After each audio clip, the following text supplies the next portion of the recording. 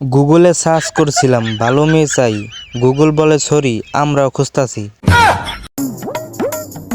আস্তে আস্তে চেনটা খুলে হাতটা ভেতরে ঢুকিয়ে দিয়ে বইটা বের করে পড়তে বস। আমার সারাদিন বক বক করতে ইচ্ছা করে, কিন্তু শোনার মতো কেউ নাই। আছে নাকি এমন কেউ?